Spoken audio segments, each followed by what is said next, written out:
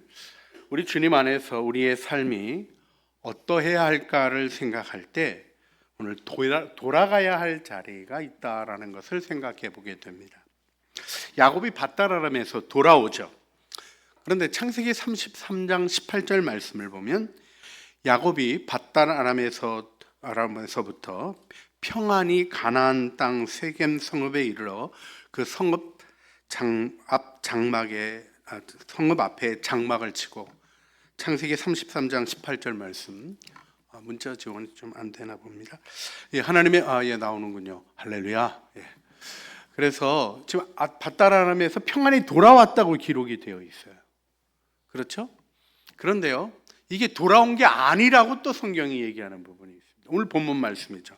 우리 창세기 35장 9절 말씀, 야곱이 베델에 왔을 때 비로소 창세기 기록이 이렇게 기록되어집니다. 야곱이 밧다라람에서 돌아오매. 여러분, 대략 한 10여 년은 지나지 않았을까 하는 느낌이 있는 우리 창세기의 이제 브니엘의 사건에서부터 베델로 나오는 모습을 보면 시간적 경과가 있었을 것을 생각하게 합니다. 그런데 하나님이 밧다라람에서 돌아온 야곱을 어디서? 베델에서, 그 첫사랑의 자리에서 다시 만나 주시고 그에게 복을 주십니다. 갈렙, 브니엘, 세겜을 지나서 베델까지 왔을 때 그 비로소 표현되고 있는 이 표현 속에 우리가 돌아와야 할 곳, 우리의 마음의 중심을 두고 새로워져야 할 곳이 있다는 것을 생각하지 않을 수 없습니다. 우리 창세기 35장 1절 말씀, 여러분 가진 성경을 다 펴시고 우리 한번 같이 읽어보겠습니다. 35장 1절 우리 함께 읽겠습니다. 하나님이 야곱에게 이르시되 일어나 베델로 올라가서 거기 거주하며 내가 네 형 에서의 낯을 피하여 도망하던 때 내게 나타났던 하나님께 거기서 제단을 쌓으라 하신지라. 아멘. 아멘. 그렇습니다.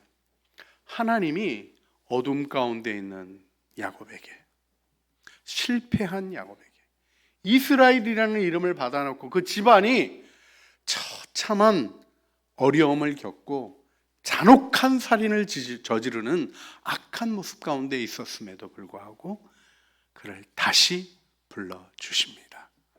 이것이 하나님의 은혜이죠.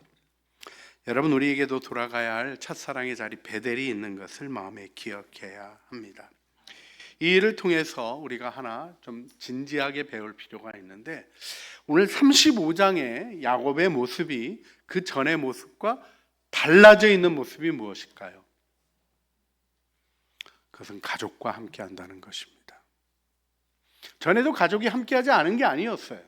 그런데요, 오늘 본문 말씀을 보면 분명히 하나님 앞에서 야곱이 하는 말이 있습니다. 그건 무엇입니까? 그들이 어떻게 해야 할 바를 35장 4절에 이야기하고 있죠. 야곱이 모든 식구들에게 우상을 버리라고 얘기하고, 식구들이 어떻게 합니까? 그들이 자기 손에 있는 모든 이방 신상들과 자기 귀에 있는 귀걸이들을 야곱에게 주는지라.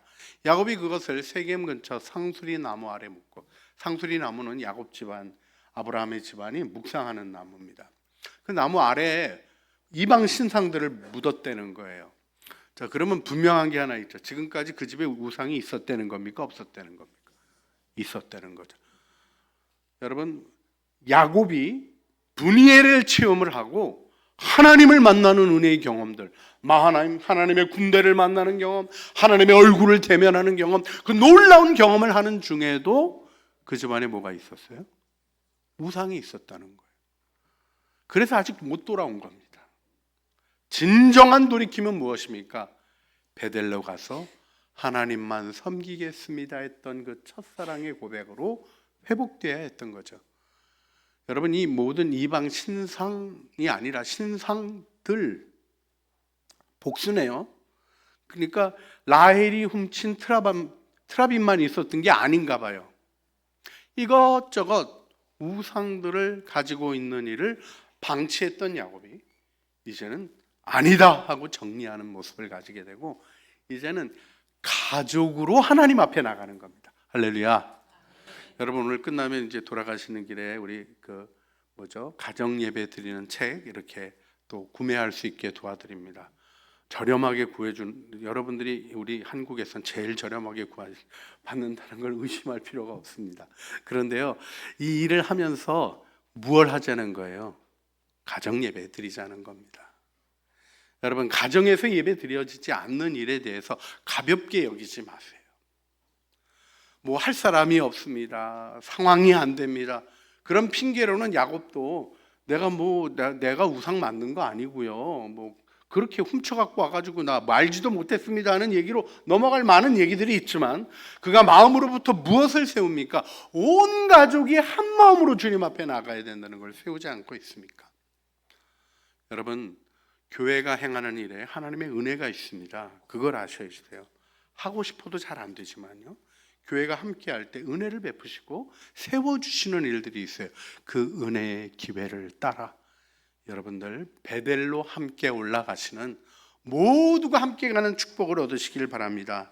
그때 어떤 일이 일어났다고 이 기록이 되어 있냐면 창세기 35장 5절 말씀, 그들이 떠났으나 하나님이 그 사면골들을 크게 두려워하게 하셨으므로 야곱의 아들들을 추격하는 자가 없었더라. 왜 추격하죠? 잔혹한 살인을 범했거든요. 아주 나쁜 짓을 한 겁니다. 둘이 들어가서 남자들 다 죽여버렸어요. 이런 끔찍한 일을 한 겁니다. 가나안 사람들의 분노가 치솟을 수밖에 없는 거죠. 그런데 어떻게 하셨다는 거예요? 온 가족이 함께 나가니 하나님이 보호하셨다는 겁니다. 이 은혜의 보호하심이 오늘 예배드리는 창조의 식구들 안에 가득하시기를 주님의 이름으로 축복합니다. 자, 이렇게 돌아옴의 여정이 잘 진행되고 있습니다. 우상을 버리고 정결하게 하고, 하나님이 원하시는 거는요, 돈 많은 게 아니에요. 지위가 높은 게 아니에요. 무엇을 원하십니까? 깨끗한 그릇을 원하셔요. 하나님은 정결함을 원하시지 다른 걸 원하시는 게 아닙니다. 하나님이 우리의 지혜가 필요하겠습니까? 우리의 힘이 필요하겠습니까? 우리를 하나님께 도구로 드리는 삶을 정확히 이해한다면 우리는 거룩함으로 그분의 뜻이 담길 그릇을, 마음의 그릇을, 삶의 그릇을, 그래서 가정과 일터를 거룩하게 해나가는 일이 필요한 것이죠. 자, 그런데 이 돌아감의 여정에 뜻밖의 것이 담겨 있습니다. 무엇이냐면 3명의 죽음 이야기가 오늘 본문에 나옵니다. 드보라의 죽음, 라헬의 죽음, 그리고 이삭의 죽음입니다. 언뜻 보면 이 죽음들이 서로 무관한 개인사인 것처럼 보여집니다. 하지만 이 세 죽음이 야곱이 이스라엘로 다시 세워지는 것과 깊이 연관 있게 창세기가 기록해 가고 있다는 것을 보시기를 바랍니다. 그래서 여러분도 이 세 죽음 앞에 서 보시기를 주님의 이름으로 부탁드립니다. 여러분이 각자가 살면서도 놓지 못한 것들, 매듭지지 못한 것들이 있지 않나요? 정돈되지 못한 것들이 있지 않나요? 신앙에는 정돈하며 하나님을 만나는 과정이 있고, 하나님을 만나는 과정이 이 정돈을 이루게 하는 축복으로 나타납니다. 하나님의 영광 안에 서시기를 주님의 이름으로 축복합니다. 먼저 드보라의 죽음이 나옵니다. 드보라는 리브가, 야곱의 어머니의 유모입니다. 사실 이것을 한마디로 얘기하자면 엄마 품에서 하나님 품으로 라고 얘기할 수 있겠습니다. 창세기 35장 8절 보니까 리브가의 유모 드보라가 죽음에 그를 베델 아래에 있는 상수리 나무 밑에 장사하고 그 나무 이름을 알론바곳이라 불렀더라. 근데 여러분, 창세기 35장 8절이 앞뒤 맥락을 보면 툭 나와요. 그 전에 뭐 설명하는 게 없어요. 그 뒤에도 말하는 게 없어요. 그냥 툭 갑자기 등장합니다. 이 느닷없이 나타나는 짧은 구절 속에서 생각하게 되는 것이 있습니다. 자, 리브가의 유모였다는 거예요. 여러분, 우리가 함께 보면 창세기 24장 59절에 리브가가 결혼할 때 이삭과 결혼하기 위하여 아주 과격한 결정을 하고 출발해서 오잖아요. 그때 라반의 집안에, 리브가의 집에서 유모를 하나 딸려 보냅니다. 그 딸려 보냈던 유모의 이름이 창세기 24장에는 안 나오는데요, 그가 드보라였습니다. 딱 한 번밖에 안 나와요. 자, 이 드보라가 야곱과 함께 있게 된 일을 생각해 보면 아마 어머니의 노력이 있지 않았을까 생각하게 되는 거죠. 왜요? 혈연단신으로 보내면서 사실 창세기 27장 45절 보면 리브가는 며칠 후에 데려오리라고 생각을 한 거예요. 에서가 성질만 좀 가라앉고 막 죽이려고 하는 그런 악한 마음만 조금만 가라앉으면 다시 이삭을 데려오려고 생각을 했던 거죠. 그런데 야곱이 자그마치 20년을 하란에서 보냅니다. 슬프게도요, 헤어진 어머니를 못 만나요. 성경은 리브가의 죽음을 언급하지 않습니다. 근데 지금 돌아오는 장면에서 리브가가 살아있지 않은 것 같아요. 어떤 과정이 있었을까? 여러 가지 추측해 볼 수 있겠지만 야곱을 홀로 보낸 리브가는 에서보단 야곱을 사랑했잖아요. 그 집안 문제가 편애였어요. 아빠는 큰애 좋아하고 엄마는 둘째 애 좋아하고 그거 가지고 여러분들 안 그러시죠? 할렐루야. 이 문제가 가지고 너무 어려운 문제였어요. 근데 엄마가 이제 그 야곱을 돌보는 일을 하는 겁니다. 최선을 다해서 자기의 마음을 누구보다도 더 잘 아는 유모에게 가서 야곱을 좀 살펴달라고 부탁을 하는 거죠. 그래서 아마 가서 함께 살아온 사람이었던 것 같은 느낌이 있습니다. 여정을 함께하고 오늘 이제 베델로 갔는데 거기서 죽어요. 여러분, 베델 상수리 나무 아래 이 드보라가 묻힙니다. 세겜 상수리 나무 아래는 우상들이 묻히고 베델의 상수리 나무 아래는 유모가 묻힙니다. 여기서 이 일의 의미를 생각해 볼 필요가 있습니다. 도대체 리브가의 유모 드보라는 야곱에게 어떤 사람이었을까요? 적어도 어머니의 위로가 되어지는, 어머니로부터 떨어진, 그렇죠? 어머니 애착이 심한 야곱에게 위로가 되어지는 어머니의 대리적 현존이라고 표현해 볼까요? 그런 존재였을 거예요. 그런가 하면 고난의 여정을 끝까지 함께 해온 공감적 동행이 있는 사람이었죠. 그래서 그 돌아오는 과정의 완성의 단계까지 함께하는 사람입니다. 그런가 하면 무조건적인 수용과 지지를 제공하는 안전장치, 기댈 수 있는 사람이에요. 여러분 어떻습니까? 우리에게도 이런 기댐이 필요하고 의존적인 사람이 있지는 않나요? 전혀 없다 그러면 혹시 삶을 너무 고독하고 이상하게 살아온 것은 아닌가 하고 짚어볼 필요도 있을 정도로 우리들의 삶에는 기대고 마음 둘 사람이 있고 필요합니다. 그런데 오늘 본문은 뭘 보여주십니까? 하나님을 만나고 한 매듭이 지어지는 과정에서 이 인간적 의존이 끝나는 장면을 보여주는 거죠. 여러분, 드보라의 죽음은 야곱에게 있어서 인간적인 쉼터가 상실되는 것입니다. 이제는 야곱에겐 하나님밖에 남지 않았습니다. 그러나 그것이 충분하다는 고백을 여러분 하실 수 있겠습니까? 우리 모두에게는 드보라가 있는 것 같습니다. 부모님의 인정, 유년기의 안정감, 익숙한 공동체의 보호, 오래 서로 의존하는 관계들, 이것들이 잘못된 것이 아닙니다. 그런데요, 이것이 하나님을 대체한다면, 하나님을 바라보는 믿음을 가로막고 있다면 그게 바로 우상이에요. 그래서 하나님이 야곱의 삶에서 한 매듭을 지어주시는 거예요. 물론 드보라가 나이 많아서 죽었겠죠. 엄마의 유모였으니까 좀 돌아가실 만합니다. 그럼에도 불구하고 이 한 매듭을 보여주시는 걸 마음에 두시기를 바랍니다.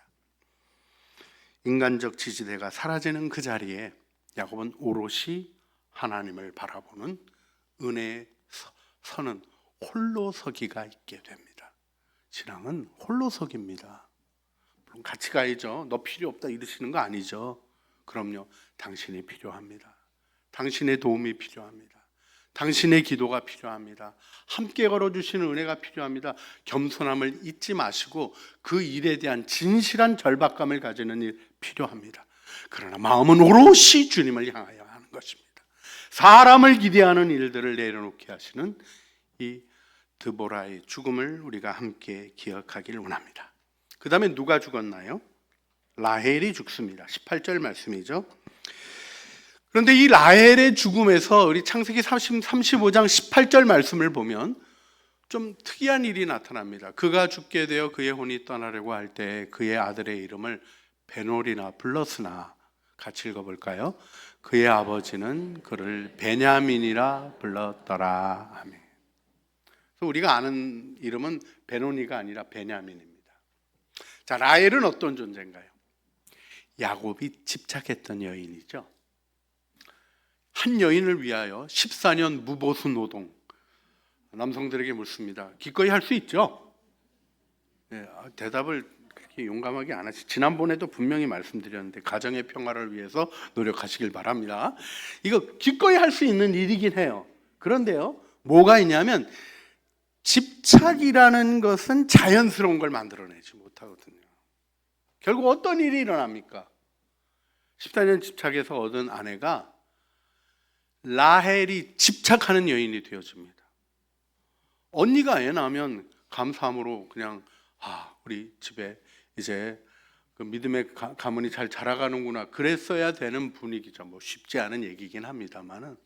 근데 저 야곱 붙잡고 애 낳게 하라고 앙탈 부리다가 야곱이 화내는 장면이 나오죠. 하나님이 안 주시는데 내가 어떻게 하냐, 이런 얘기까지 부끄럽게 들었던 게 라헬입니다. 끝까지 아버지의 트라빙까지 훔쳐오고, 뭔가 사랑, 정말 예쁜데, 예쁜 분들은 얼굴값 한다는 얘기도 있습니다만은, 근데요, 하여간 정말 지독하게 문제를 일으켜요. 지독하게 문제를. 그 집안의 온갖 문제는 라헬이 일으킵니다. 근데 놀라운 건 무엇입니까? 라헬도 죽는 일이 일어난다는 거죠. 끝나는 날이 있게 하는 겁니다. 다 모르겠어요. 하나님의 은혜와 경륜과 계획과 그의 주권과 그의 섭리를 우리가 어떻게 다 깨달을 수 있겠습니까만은 한 가지는 분명한 거예요. 라헬의 죽음이 찾아오는데, 여러분, 이 집착하는 이 여성이 마지막으로 낳은 아이가 누굽니까? 자기가 이름 붙이기는 슬픔의 아이인 거예요. 집착은 슬픔을 탄생시킵니다. 은혜와 기쁨, 사랑과 축복, 함께 가는 아름다움 없이 혼자 나만 하는 사람의 불행은 결국 죽음과 더불어 슬픔의 아들이 태어나는 결론으로 이 상징적 그림이 보여지고 있습니다. 그런데 오늘 본문은 무엇을 또 얘기해 주고 있습니까? 야곱은 그의 이름을 베냐민하고 불렀다는 거예요. 여러분, 이것이 야곱이 베델에서 하나님을 만난 은혜의 모습입니다. 베델이 그냥 베델이 아니에요. 첫사랑의 자리가 옛날에 은혜 받았던 교회로 돌아가고 옛날에 은혜 받았던 그 목사님한테 가게 되면 가는 것 아닙니다. 그 목사님 나이 많으셔서 은퇴하셨어요. 교회 새로 다시 지었어요.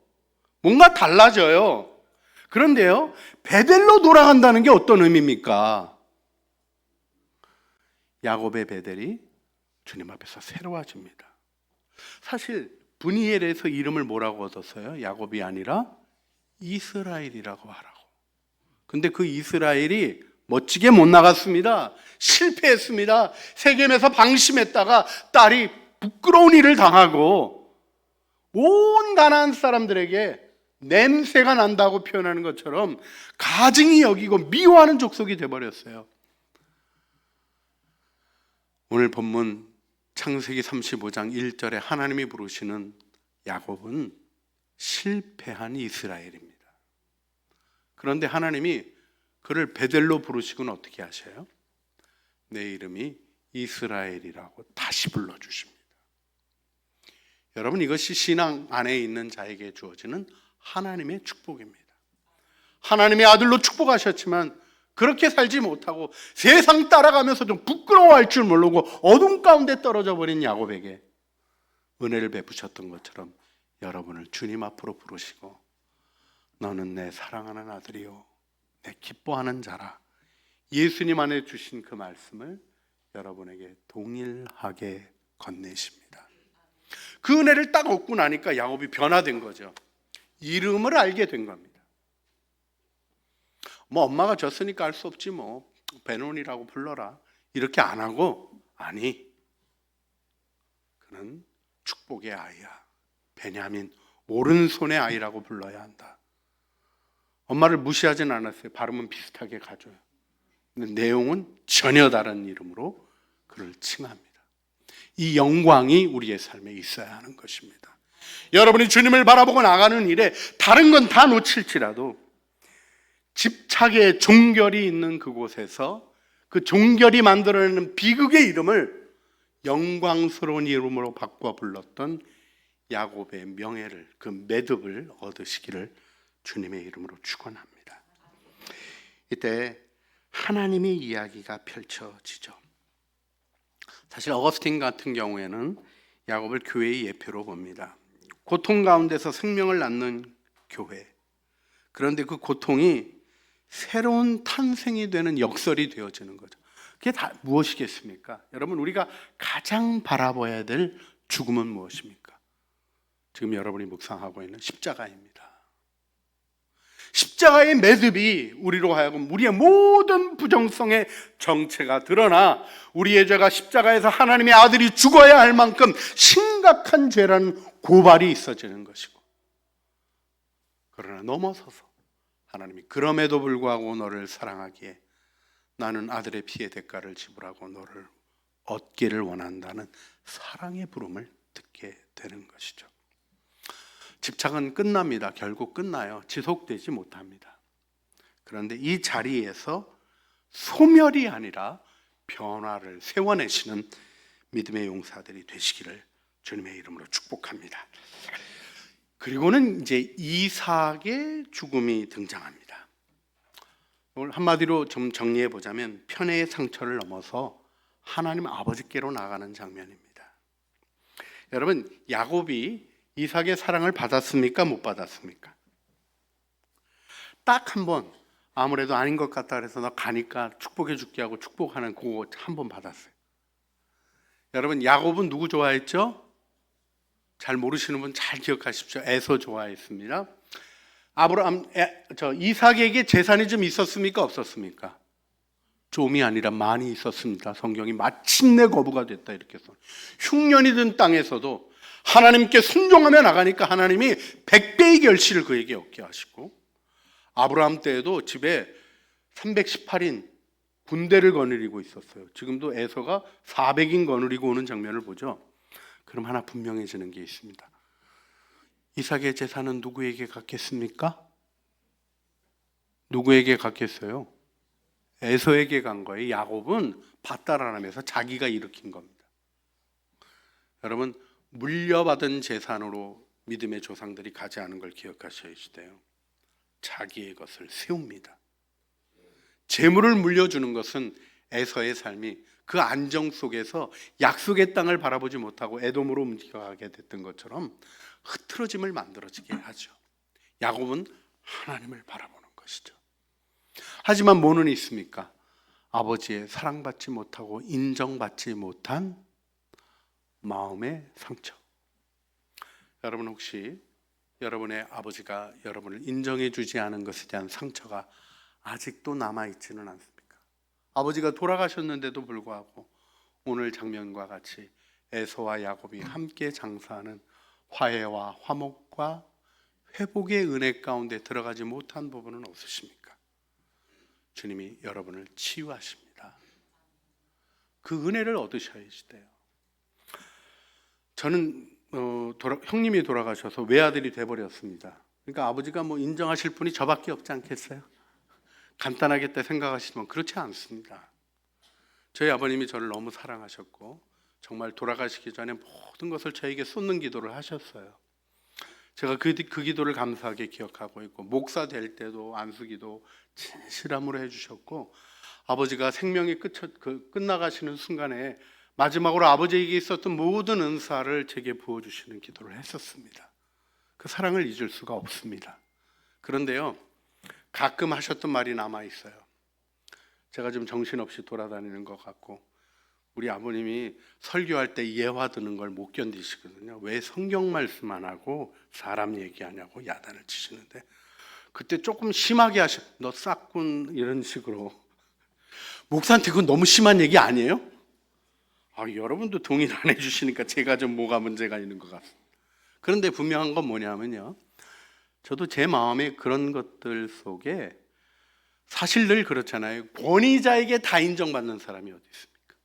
우리들에게는 학교 선생님에게 인정받지 못했던 아픔, 또 부모님께 인정받지 못했던 아픔, 때로는 교회에서 교회 목사님들에게 인정받지 못했던 아픔 같은 것들이 혹여 남아있지는 않으십니까?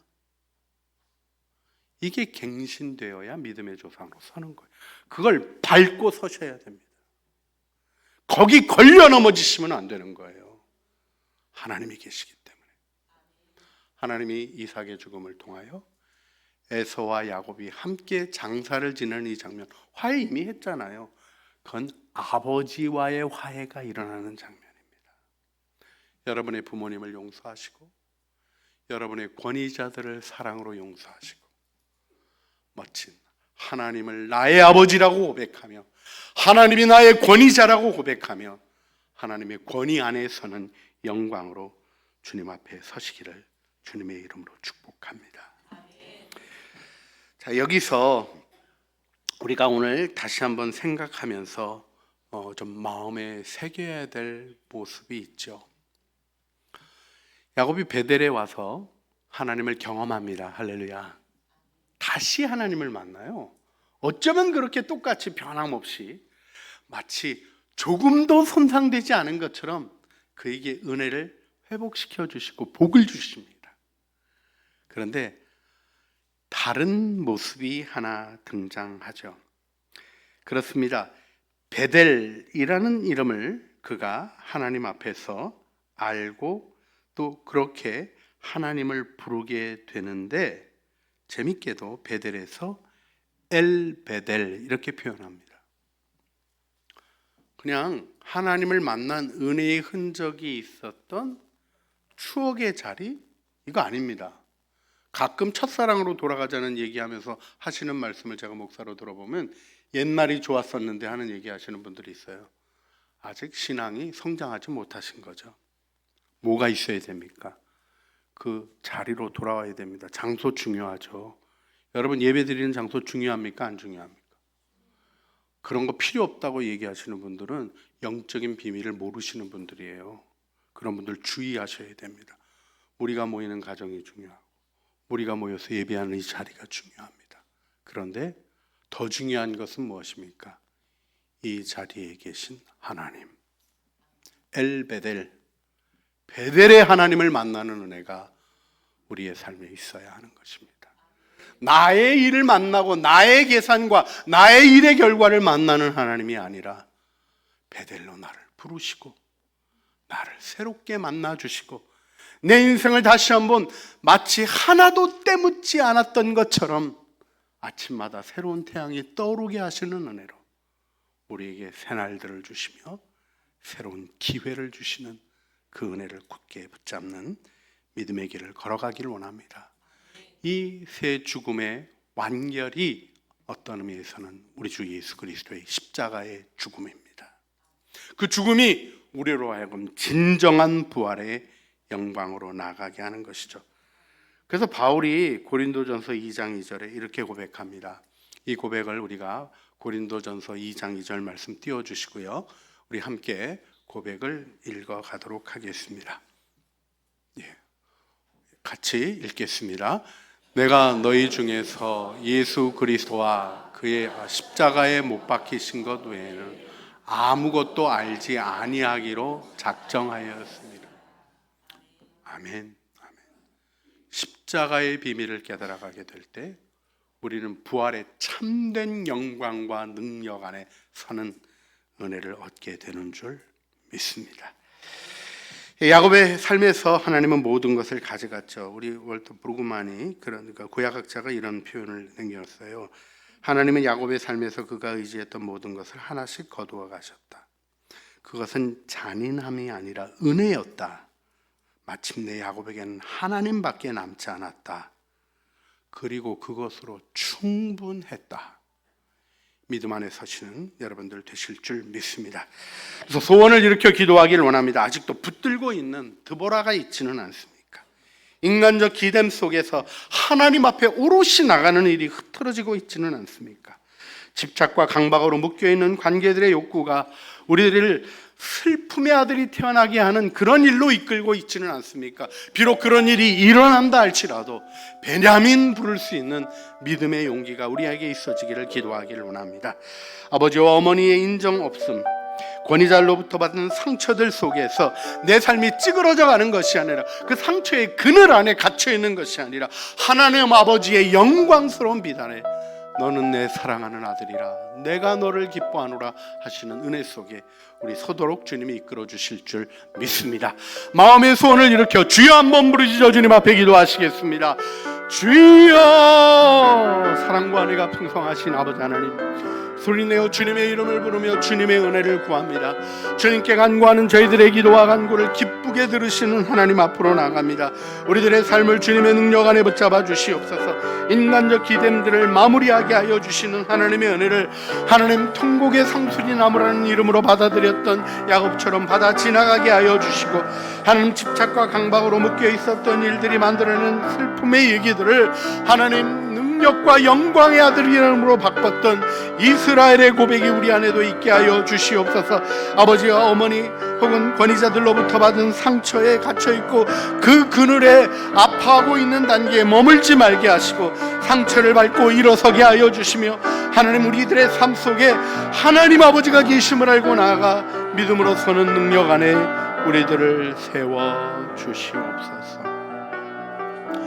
사랑과 은혜가 풍성하신 아버지 하나님, 오늘 우리가 주님 앞에 나와서 야곱이 밧다라람으로부터 돌아와 그래서 이제 야곱 이야기가 마무리되어지는 단계에 왔습니다. 이삭의 톨레도트로 이삭의 족보로 표현되었던 이 이야기의 마무리에 나오는 매듭들을 기억하게 하여 주시고 이 새 죽음 앞에 서보게 하셨사오니 우리들의 삶에도 드보라의 죽음이 가르쳐주듯 인간적 의지를 내려놓고 주님만 붙들게 하여 주시며, 비록 아프지만 통곡의 상수리 나무 아래 묻고 지나가게 하여 주시며, 주님 라헬의 죽음이 가르쳐주듯 우리의 집착과 강박이 하나님 슬픔을 만들어내지만 십자가의 능력이 베노니가 베냐민이 되게 하셨듯이 우리도 소망의 이름을 다시 받게 하여 주시옵소서.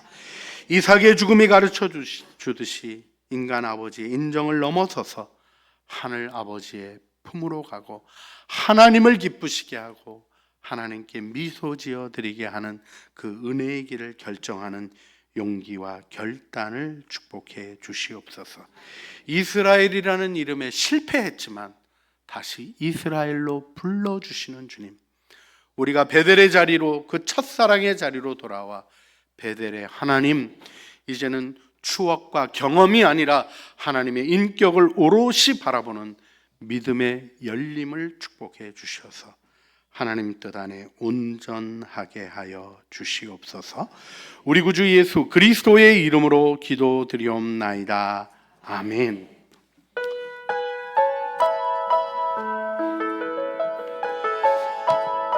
함께 믿음의 고백으로 부르시겠습니다.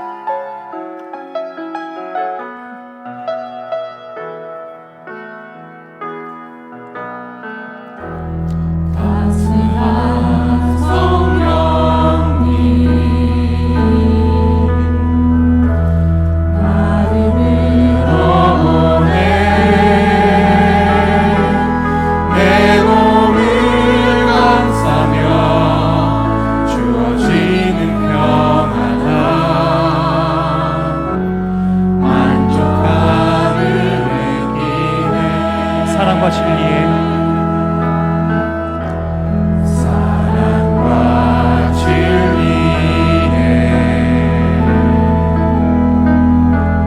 한 주님이 보내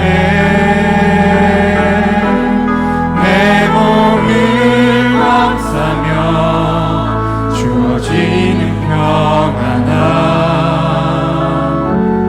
그 사랑을 느끼네 부르신 곳에서 나는 예배하네 어떤 상황에도 나는 예배하네 부르신 곳에서 나는 예배하네 어떤 상황에도 나는 예배하네 다 함께 일어나셔서 찬양하시겠습니다. 따스한 성령님 마음으로 보내 내 몸을 감싸며 주어지는 평안함 만족한 부르신 곳에서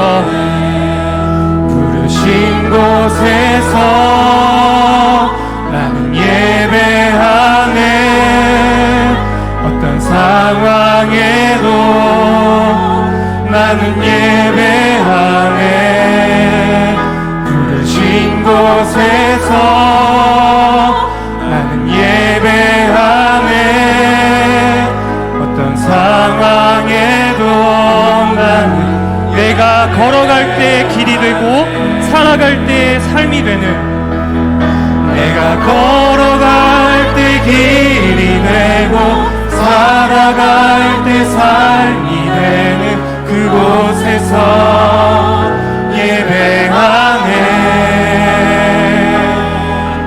내가 걸어갈 때 길이 되고 살아갈 때 삶이 되는 그곳에서 예배하네 부르신 곳에서 나는 예배하네 어떤 상황에도 나는 예배하네 부르신 곳에서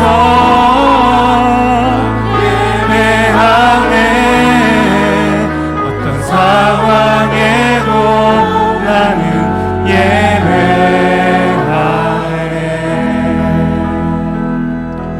예배하네 야곱이 밧단 아람에서 돌아오매 하나님이 다시 야곱에게 나타나사 그에게 복을 주시고 이제는 우리 주 예수 그리스도의 은혜와 아버지 하나님의 사랑과 성령 하나님의 교통하심이 나의 베델로 돌아가 엘 베델 베델의 하나님을 고백하며 우리의 삶을 새 매듭으로 새롭게 하시는 하나님의 은혜를 받아들이며 십자가 죽음과 그 은혜 앞으로 진실하게 나가기를 소원하는 사랑하는 죄의 자녀들 머리 위에와 은혜로 주신 가족 식구들 가운데 하나님의 은혜를 바라고 걸어가는 모든 삶의 걸음들 위에 노력하고 수고하는 생업 위에 이 민족 위에 또한 전쟁의 고통 중에 신음하고 있는 모든 이들의 삶 위에 이제와 영원 무궁토록 함께 있어지기를 간절히 축원하옵나이다. 아멘.